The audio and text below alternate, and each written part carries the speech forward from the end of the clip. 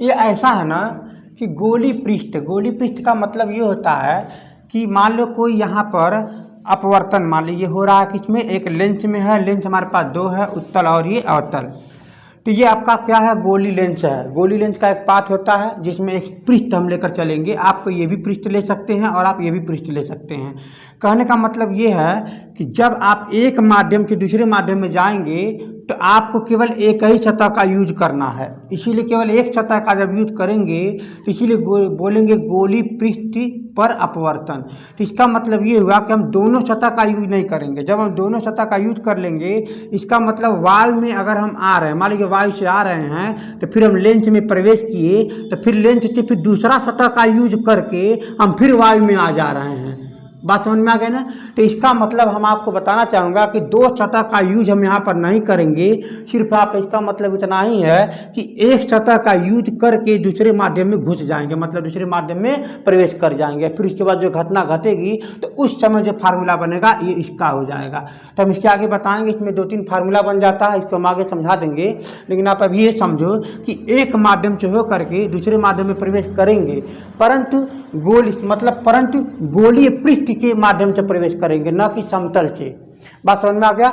हमने अभी तक जो पढ़ते थे समतल दर्पण में, आप देखो मान लो यहाँ पर ये समतल में, ये समतल सतह है, ठीक है ना। ये क्या लिखा हुआ है, समतल सतह। इसका मतलब ये हुआ कि जब हम प्रकाश किरण वायु माध्यम से मान लीजिए आ रहे हैं और ये आपका मान लीजिए आपका कांच है और इन दोनों के बीच में समतल सतह है, तो प्रकाश किरण जैसे ही आती है तो अगर ये वायु है तो इसका मतलब ये विरल है, अगर ये कांच है तो इसका मतलब सघन है। अगर ये विरल से सघन में जा रहा है तो अपने अभिलंबवत की ओर झुक जाता है। ये आपका अभिलंब हो गया और इसके अपने अभिलंबवत की ओर झुक जाएगा। लेकिन यहाँ पर क्या है, समतल सतह की बात नहीं अब किया जा रहा है। इस समतल सतह का यूज करेंगे अब हम लोग गोली पृष्ठ। तो गोली पृष्ठ में क्या क्या हो सकता है, दो हो सकता है। एक पहला हो सकता है अवतल सतह का हो सकता है, इसके बाद उत्तल सतह हो सकता है। तो चलिए हम इस पहले उत्तल सतह ले करके हम ये सूत्र का निगमन करते हैं। ये बहुत अच्छा न्यूमेरिकल है, ध्यान दीजिएगा आगे। तो हम लोग क्या करते हैं कि हम लोग उत्तल लेंस के एक पृष्ठ ले लेते थे ना, उत्तल लेंस का एक पृष्ठ ले लेते हैं, मतलब एक सतह ले लेते हैं और उसके बाद सूत्र का निगमन करते हैं। ठीक है, आते हैं पॉइंट पर। देखो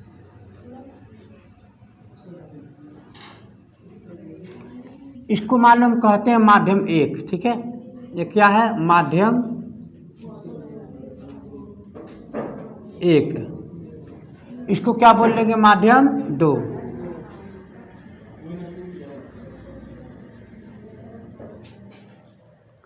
ठीक है, छुट्टी है ना स्कूल का। चलो यहाँ पर मान लो कोई वस्तु रखा गया, ऑब्जेक्ट। ऑब्जेक्ट मतलब क्या हो जाएगा, वस्तु।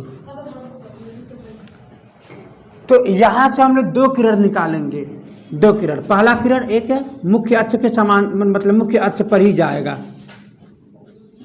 जब मुख्य अक्ष से ही जाता है तो सेंटर से अगर मुख्य अक्ष से जा रहा है तो उसी लाइन पर उस चीरे के चीरे क्या हो जाएगा, चला जाएगा। बात सही है।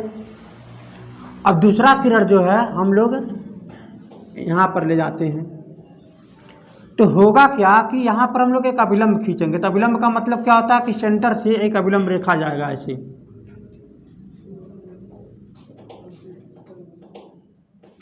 ठीक है, तो आप लोगों को इतनी बात पता है कि ये माध्यम एक जो है हम इसको वायु मान लेते हैं।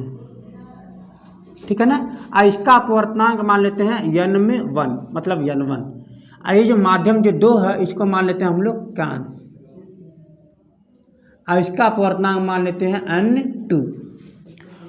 शुद्ध भाषा में अगर समझा जाए तो ये ही एक हिसाब से कहा जाता है कि वायु के सापेक्ष कांच का अपवर्तनांक।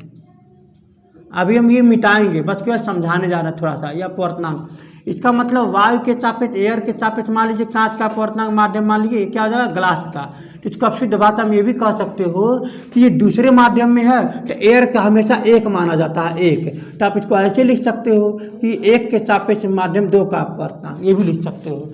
अगर ये भी लिख सकते हो तो आप ये भी लिख सकते हो कि अपवर्तनांक अगर एक यहाँ पर है तो इसका मतलब ये n2, मतलब वायु के सापेक्ष में इसका अपवर्तनांक केवल अन्य तू ही मान ले तो कोई गलत नहीं है, एक बात ध्यान में देना। अभी हम इसका यूज करेंगे बाद में, और ध्यान दीजिएगा। तो क्या नियम कहता है कि इसके चिढ़ाई में न जा करके ये थोड़ी सी अपने अविलंब की ओर झुक जाएगा, ठीक ना। इस चिढ़ाई में न जा करके थोड़ा सा अपने अविलंब की ओर झुक जाएगा, थोड़ा सा, ठीक है। तो उस कंडीशन में क्या होता है, हम लोग क्या बताते हैं इस कंडीशन में, मान लीजिए कोई प्रकाश की किरण आती है, इसे हम क्या बोलते हैं, आपतित किरण, और आपतित किरण जिसे क्या बोलते हैं, आई। अब यहाँ से जाने की वजह क्या होता है, यहाँ ऐसे जाता है, इसका मतलब इसे क्या बोलते हैं, आर, है ना। तो वही चीज़ यहाँ पर है, ये आपका हो जाएगा। यहाँ पर इस कोड को क्या बोलोगे, आई, और इस कंडीशन में इसको क्या बोलोगे आप, आर, सही है ना। तो फिर क्या होगा, हम लोग क्या करेंगे कि ये प्रकाश किरण जो यहाँ से ये जो जा रही है और एक प्रकाश किरण जो यहाँ जा रही है, ये दोनों आपस में कहीं मिलेंगे नहीं, मतलब कहीं आपस में मिलेगा नहीं। तो फिर हम क्या करते हैं, इनको मिलाने के लिए, ये रियल में क्या है, जब मिलेगा नहीं इसीलिए हम बोलेंगे कि ये वास्तविक नहीं है, ये वास्तविक नहीं है, समझ में आ गया। तब हम इसे पीछे की तरफ ले जाकर मिलाने की कोशिश करेंगे। जब हम इसे पीछे ले आएंगे तब देखोगे कि ये वाला किरण जो है, जो प्रकाश किरण अपवर्तन हो रहा है ना, उसको चिढ़ाई में पीछे लाएंगे। तो अब ध्यान दीजिएगा, ये वाला आकर के यहाँ पर मिलेगा, समझिएगा। तो इस हिसाब से कहा जा सकता है कि ये आपका इमेज यहाँ पर बनेगा, बात सही है ना, इमेज यहाँ पर बनेगा। इसे क्या बोलेंगे, इमेज, जिसे यहाँ पर वस्तु कहते हैं, जिसे क्या कहते हैं, प्रतिबिंब, या प्रतिवस्तु बोले, लेकिन प्रतिबिंब लिखना अच्छा होता है, इसको बिंब बना लो, अच्छा रहेगा, ठीक है ना।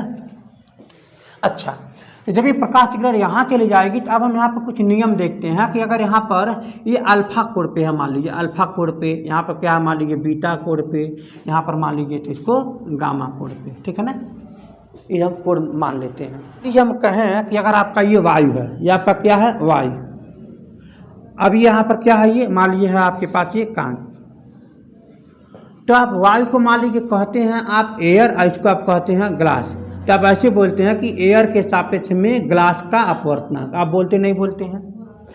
तो ऐसे कंडीशन में किसका अपवर्तनांक निकल रहा है, ध्यान दीजिएगा, किसका अपवर्तनांक निकल रहा है, ग्लास का। जब ग्लास का अपवर्तनांक निकल रहा है तो ग्लास का अपवर्तनांक के माध्यम में अगर फार्मूला लिखोगे तो अपवर्तनांक का माध्यम का फार्मूला ऊपर हो जाएगा, मतलब अपवर्तनांक किसका, ग्लास का, और फिर अपवर्तनांक किसका, एयर का। बात समझ में आ गया। शुद्ध भाषा में भी कह सकते हैं कि एयर में जो एंगल है और यहाँ पर जो एंगल है उसके साइन में रुक करके आप ये भी जानते होंगे कि साइन में आई, अपान में साइन में क्या हो जाएगा, आर। मैं आपको अच्छी बात बता रहा हूँ, ध्यान से समझिएगा। जब हम अपवर्तनांक में लिखते हैं तो जिसका अपवर्तनांक निकालते हैं ना, उसका अपवर्तनांक ऊपर हो जाता है। और जब हम कोण पे लिखते हैं तो जहाँ से कोण मतलब किरण आ रही है उसके कोण के अनुसार लिखते हैं। मतलब यहाँ पर देखिएगा, हम कांच का अपवर्तनांक निकाल रहे हैं तो यहाँ पर पहले कोण कहाँ से बना के आ रही है, आई में, तो इसका मतलब पहले आई हो जाएगा, फिर यहाँ पर फिर ये आर हो जाएगा। बात समझ में आ गया। लेकिन यहाँ पर अपोजिट है, मतलब अगर अपवर्तनांक में करेंगे तो पहले यहाँ का अपवर्तनांक लिखेंगे तब यहाँ का अपवर्तनांक लिखेंगे। बात समझ में आ गया। आप हमारे पिछले यूट्यूब में वीडियो में देखोगे कुछ ग्राफ हम ऐसे करके हम समझाए हैं। मान लीजिए यहाँ पर क्रांतिक कोण यहाँ से ऐसे जा रहा है, ऐसे कोण, तो कुछ वीडियो में मैं बताया था कि मान लीजिए यहाँ पर ये क्रांतिक कोण है, मतलब थीटा में सी है, और यहाँ पर इसका मान ये मान लीजिए दिया था 7 बट्टे में मान लीजिए यहाँ पर 5 दिया था, ध्यान दीजिएगा। तो इसका मतलब ये हुआ कि आप यहाँ का मान निकालोगे। जब यहाँ का मान निकालोगे तो कैसे निकलेगा, आप निकालोगे करेड़ी में 7 का वर्ग मतलब 49 और प्लस में 5 का वर्ग मतलब ये 25 है। तो आप इन दोनों को जोड़ दोगे तो आपका हो जाएगा 4 और यहाँ पर हो जाएगा आपका 7, करेड़ी में 74। इसका मतलब इसका जो मान आया है वो करेड़ी में 74 आया है। अब इस लाइन के देखिए, इस लाइन की लाइन क्या समांतर है, और जब ये लाइन समांतर है तो ये कह सकते हैं कि क्रांतिक कोण में क्या होता है, अपवर्तन कोण यहाँ पर 90 डिग्री होता है। तब इस कंडीशन में आप बोल सकते हैं कि यहाँ का हमको मान लीजिए अपवर्तनांक निकालना है इसका माध्यम का। पहली बात तो क्रांतिक कोण कहाँ होता है, माध्यम में होता है। ये आपका सघन है और ये आपका क्या है, विरल है। तो अगर यहाँ पर कोई पूछे कि क्रांतिक उसका अपवर्तनांक निकालना, तब कैसे निकालेंगे, यहाँ का अपवर्तनांक बट्टे में यहाँ का अपवर्तनांक, और यहाँ का अपवर्तनांक कितना 7 है। तो आप इसका आंसर सीधे सीधे इतना दे सकते हैं कि विरल के सापेक्ष यहाँ का अपवर्तनांक मतलब कह सकते हैं आप। मान लीजिए एयर है या आपका ग्लास है, तो आप यहाँ पर बोल सकते हैं एयर के सापेक्ष में ग्लास का अपवर्तनांक। आप सीधे सीधे बोल सकते हैं कि यहाँ का अपवर्तनांक है वो ऊपर रहेगा, यहाँ पर अपवर्तनांक जो ऊपर रहेगा और फिर यहाँ का अपवर्तनांक आपका यहाँ रहेगा। अगर आप अलग मीटर कहते हैं लागू लेना पड़ेगा, लेकिन यहाँ पर सीधे सीधे निकल जाएगा। ये बहुत अच्छी बात बता रहा हूँ, पिछले न्यूमेरिकल हमारा लगा हुआ है, ठीक है ना। तो यहाँ पर जो फार्मूला है ध्यान दीजिएगा। तो अब हम देखते क्या है कि इसको हम बोल सकते हैं कि अगर ग्लास है, अगर ये ग्लास है तो ग्लास का मतलब क्या हुआ, माध्यम 2 है। माध्यम 2 का अपवर्तनांक हम कितना माने थे, N2 माने थे। हम यहाँ पर समझाने के लिए ना हम ये सब लिखे थे। जब हम इस फिगर पे आएंगे तो हम यहाँ पर ग्लास का मतलब ये मान लीजिए यहाँ पर है, तो हम इसका हमको क्या करना, माध्यम 1 के सापेक्ष माध्यम 2 का अपवर्तनांक निकालना है मान लीजिए। तो हम इसको कह सकते हैं कि माध्यम 1 के सापेक्ष में माध्यम 2 का अपवर्तनांक, अरे हाँ है ना। तो माध्यम 2 का अपवर्तनांक कितना माना गया है, आप बोलोगे क्या, N2 माना गया। अब माध्यम 1 का अपवर्तनांक कितना माना गया है, N1 माना गया है। फिर यहाँ पर ये भी कह सकते हो कि माध्यम जो यहाँ पर जो कोण है इसका बोल सकते हो आई, ठीक है ना, यहाँ पर आई बोल दोगे। और यहाँ पर जो कोण यहाँ पर क्या कह दोगे, साइन में आर कह दोगे, ठीक है। अब हम इसको इसी का हम ज़्यादा यूज करेंगे, ठीक है। अब हम इसी का यूज करते हैं। यहाँ पर मान ली यहाँ पर दे रखा हुआ है कि N2 अपान में N1 इक्वल टू में साइन में आई अपान में साइन में आर, ठीक है। यहाँ पर तो हम लोग इसका यूज करते हैं। तो आपको क्या करना है कि साइन आर का यहाँ गुणा करिए, इसका आप यहाँ पर गुणा करिए। तो देखिए क्या निकलेगा आपका, ये N2 इंटू में हो जाएगा आपका साइन में आई आर, फिर यहाँ क्या हो जाएगा N1 साइन में यहाँ पर ही आई, ठीक है। अब हम इसका देखिए क्या करते हैं। तो अब हम लोग निकालेंगे साइन आई का मान निकालेंगे, चाहे आर का मान निकालेंगे। मैं आपको सच्चाई बता दूं, जैसा कोण बड़ा होता है वैसा आपका मान भी साइन में बड़ा होता है। अगर साइन का मान में देखोगे तो कोण का मान छोटा हो जाएगा, तो साइन कोण का भी मान छोटा हो जाएगा। जैसे मैं कहूँ यहाँ पर मान लीजिए देखा जाए तो साइन में आई का मान आर का मान भी वही होगा जो कि आई के मान, मतलब कोण बढ़ा है तो साइन आई का मान बढ़ा, मतलब साइन के साथ में बढ़ गया। इसीलिए हम इसका मान डायरेक्टली हम वही लिख सकते हैं। हम डायरेक्ट यहाँ पर लिख सकते हैं कि केवल इसकी जगह पर बाबू आर लिख दो, अच्छा रहेगा। तो आप इसको कह सकते हो कि N2 इंटू में आर, फिर इसको आप बोल सकते हो N1 इंटू में आई। आप इसका यूज करो और बहुत अच्छा हो जाएगा। मतलब इसके जगह पर केवल आर लिख दिए और इसके जगह पर केवल आई लिख दिए। अब हम आर का मान निकालेंगे और आई का मान निकालेंगे और यहाँ पर रखेंगे तो हम इसका हमारा अलग फार्मूला आगे बढ़ेंगे। यानी समीकरण नंबर 1 बना लेते हैं। अब देखिए कहाँ निकालेंगे हम लोग मान, देखो अब इस फिगर में देखते हैं ध्यान से। तो सबसे पहले आप देखो यहाँ पर ये आर है, ये क्या है, आर है। तो ये आर किसके साथ बना है, ये आर इसके साथ बना है, इस वाले रेखा के साथ। देखिए इस वाले रेखा के साथ इसका कोण आर बना है, इसका मतलब इसी के साथ इसका कोण कितना बना है, आर। और यहाँ पर देखो यहाँ से इनके साथ मतलब कितना बना है, आई। तो चलो हम फिगर बनाते हैं इसको बाहर छोटे छोटे रूप में।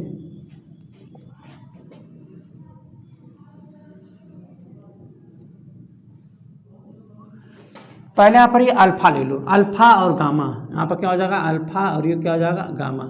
इसको पीछे की तरफ जैसे ही बढ़ा दोगे बाबू, ये अल्फा हो गया, ये पीछे की तरफ जैसे बढ़ेगा तो यहाँ पर क्या बन जाएगा, आई। और हम सभी जानते हैं कि ये बहिष्कोण है, इन दोनों कोण का क्या बहिष्कोण माना जाएगा। इसका मतलब आई इक्वल टू में अल्फा प्लस में गामा। अगर आपको ये बात नहीं पर आ रहा है सिद्ध कैसे हुआ है, तो हम चलो इसको कुछ देर के लिए सिद्ध करा देते हैं। देखो ध्यान से, हमको इतनी बात पता है कि हम कुछ देर के लिए हम इसे मान लेते हैं कैपिटल ए कोण है। ये कितना कोण है, ये कैपिटल ए। तो आप पहले कैपिटल ए कोण का मान निकालो। तो आप कैसे निकालोगे, कैपिटल ए प्लस में ये अल्फा प्लस में ये हो जाएगा आपका गामा इक्वल टू, अंदर का तीनों कोण जोड़ दोगे तो 180 आ जाएगा। आप यहाँ से ए का मान निकालो, बाकी सब इधर कर दो। तो ए बराबर हो जाएगा 180 माइनस में अल्फा फिर माइनस में गामा, दोनों माइनस में कॉमन ले लो तो अल्फा 180, तो क्या बन जाएगा, अल्फा प्लस में गामा। अब आप क्या करोगे, आपको ए का मान तो निकल गया। अब हम कुछ देर के लिए हम इसको आई माने है ना, तो आपको पता है कि आई बराबर होगा टोटल 180 में से आप एक कोण घटा दोगे। अरे हाँ है ना, 180 में से क्या घटा दोगे, ए। भाई 180 इंच होता है ना सीधे में, 180 में से ए घटा दोगे तो आपका मान निकल जाएगा। तो यहाँ पर रखोगे क्या, 180 इंच फिर माइनस ए का मान कितना है, 180 इंच माइनस में अल्फा प्लस में गामा। तो क्या बन जाएगा, यहाँ से कोष्ठक जैसे टूटेगा तो ये बन जाएगा 180 अंश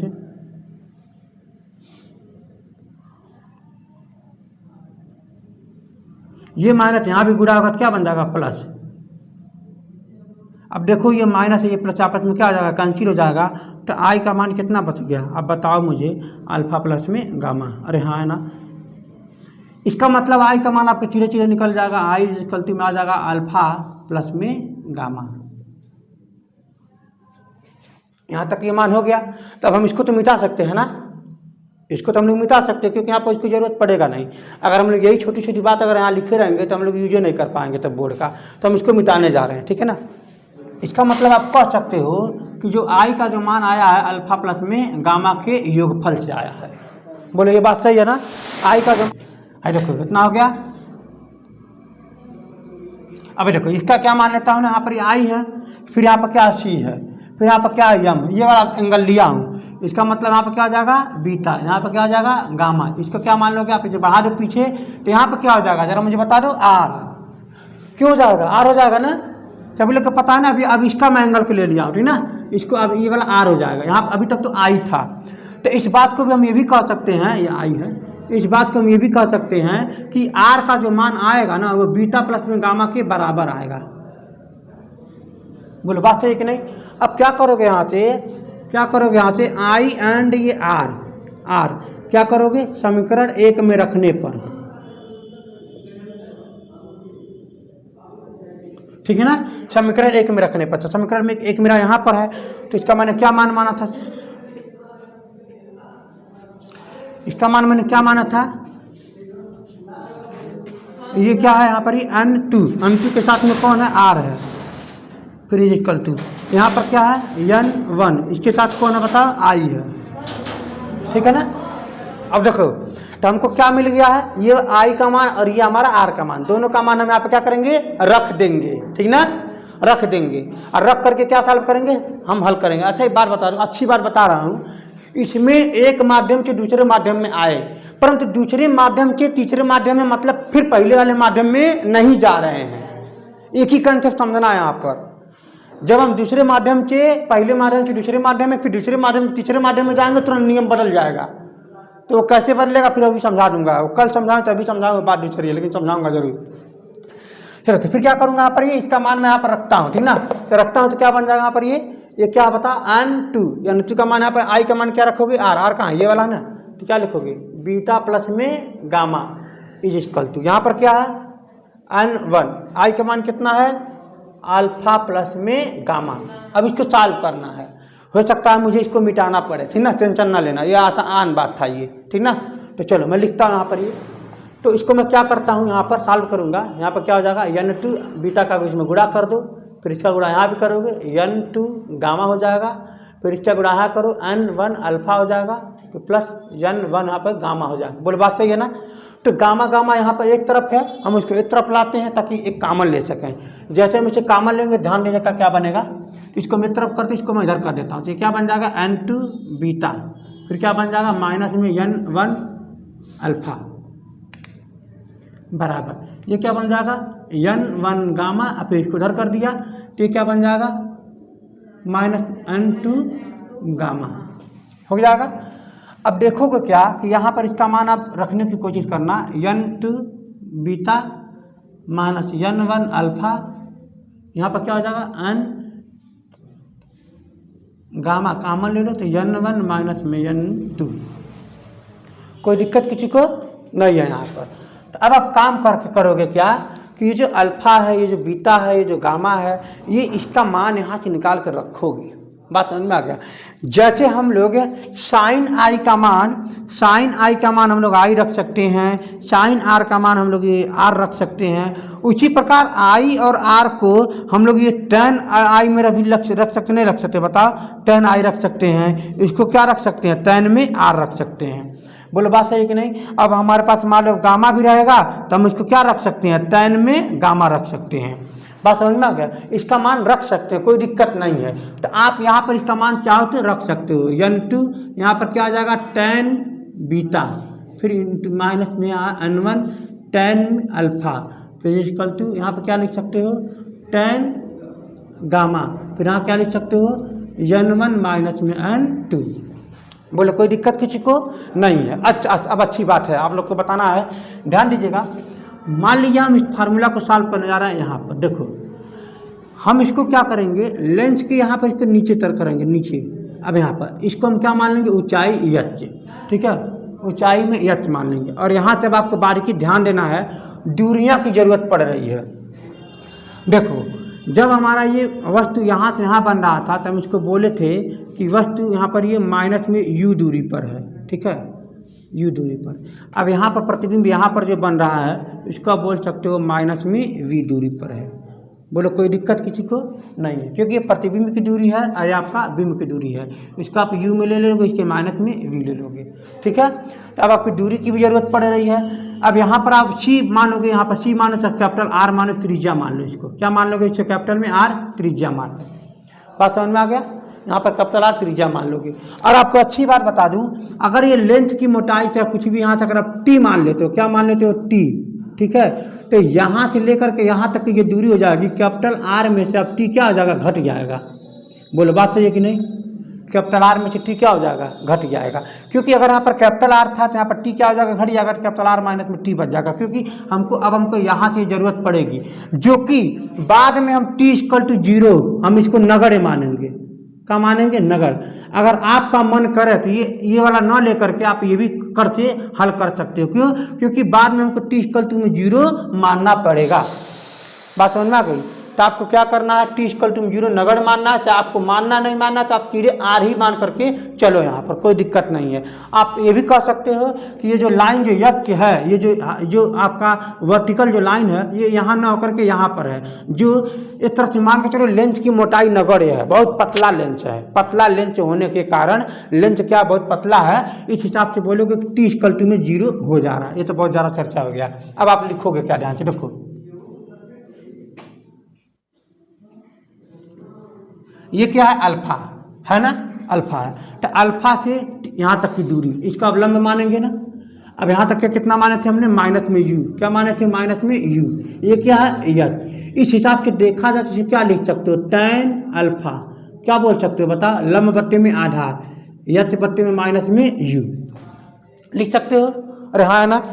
इसी कंडीशन में यहाँ पर भी लिख सकते हो। ध्यान दो, अगर यहाँ से दूरी देखा जाए आपका r है, तो इसका मतलब यहाँ से लेकर के यहाँ तक की दूरी क्या है, ये r है, यहाँ से लेकर के यहाँ तक का, ठीक है। तो ये आपका लंब हो गया, ये आपका आधार हो गया। इस हिसाब से क्या बोलोगे, tan गामा, जिसका तो क्या होगा, लंब यच, आधार r। बोलो हाँ है ना, पक्का है। अब हम यूज करते हैं बीटा का भी, एक हमको बीटे का भी बस जरूरत पड़ेगा। चलो, तो बीटा में क्या है, ये वाला बीटा से यहाँ का दूरी कितना है, माइनस में v।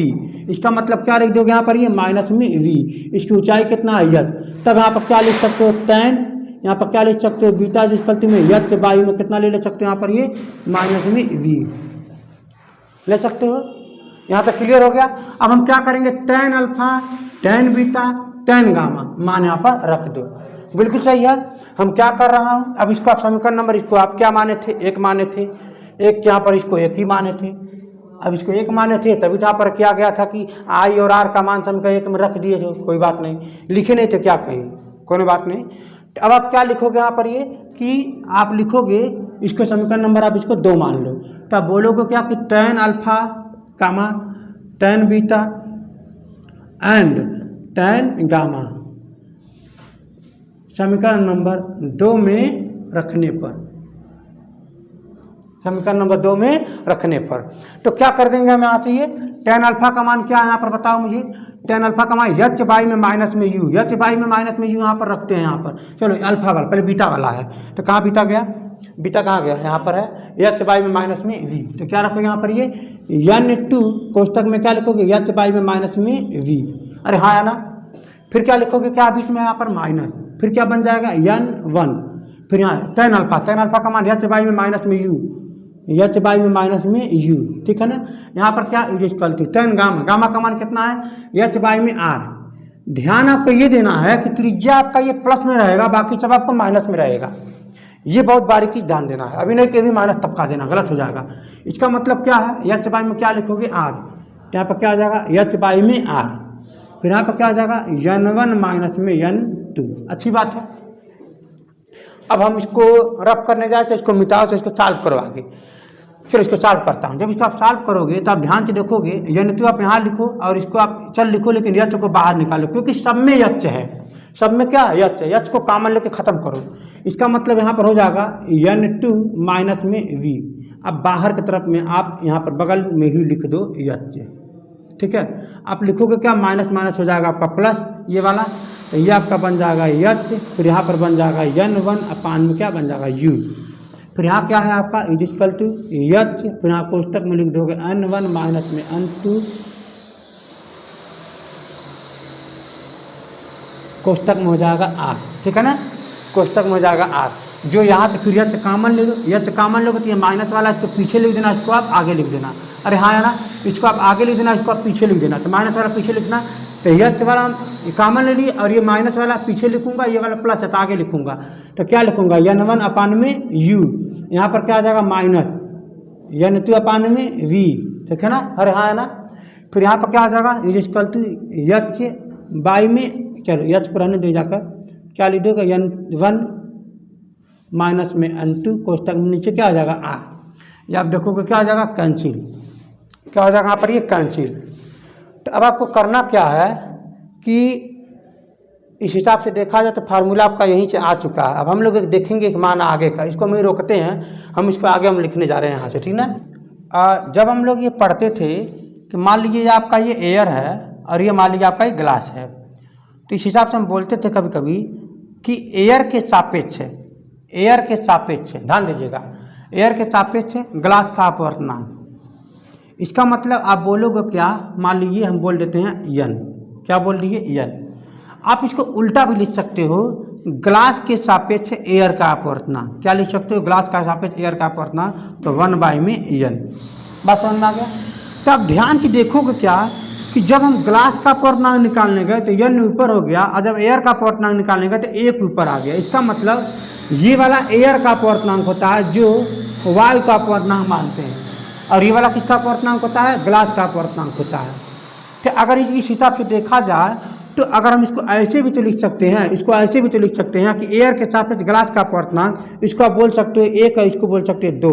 इसका मतलब 1 के सापेक्ष 2 का अपवर्तनांक, 1 के सापेक्ष 2 का अपवर्तनांक इक्वल टू में n। इसका मतलब बाबू ये हो गया कि एक जो है वायु का अपवर्तनांक मानोगे, और ये 2 है जो ग्लास का अपवर्तनांक मानोगे। इसका मतलब बाबू तय हो गया कि हम वायु का 1 कर रहे हैं, जो ग्लास जो हम लगा रहे हैं उसका n कर रहे हैं, अर्थात 1 के साथ कंपेयर कर रहे हैं। बात ध्यान से समझना। तो शुद्ध भाषा में ये समझो, इसका सीधे सीधे मतलब सिर्फ इतना ही निकल रहा है कि N1 का मान हम 1 मानेंगे और N2 का मान n मानेंगे। कुछ समझ में आया? मतलब अगर ये हमारा वायु है तो हम इसको अपवर्तनांक 1 मान लेंगे, अगर हमारा माध्यम n है, ग्लास कांच है, तो इसका अपवर्तनांक n मान लेंगे। शुद्ध भाषा में अगर समझो तो N1 का मान 1 मान लेंगे और N2 का मान n मान लेंगे। क्यों? क्योंकि हम वायु वाले के सापेक्ष ही अपवर्तनांक हम निकालते हैं, ये कोई कंपेयर करते हैं। अगर ये मान 1 है तो ये मान क्या हो जाएगा, n हो जाएगा। अब इसका मान क्या करोगे, वहाँ रखो, वहाँ रखोगे तो N1 का मान कितना आ जाएगा, 1 बट्टे में कितना आ जाएगा u, वहाँ पर कितना फिर माइनस, और यहाँ पर क्या आ जाएगा बताओ n, फिर अपन नीचे क्या आ जाएगा v, फिर इज इक्वल टू यहाँ पर क्या आ जाएगा बताओ, n का मान 1 माइनस में n अपान में r। शुद्ध भाषा में समझे, निगमन हो गया। आपको मैं बता दूं सही कि आपको ये याद रखना है, ये बहुत अच्छी बात है, ये फार्मूला याद रखोगे बहुत अच्छा हो जाएगा। आप किसी भी सवाल न्यूमेरिकल के यहाँ से यूज करके लगा दोगे। N1 अपान में u माइनस N2 अपान में v इज इक्वल टू में यहाँ पर हो जाएगा N1 माइनस में N2 अपान में r। ये अच्छा से रहेगा।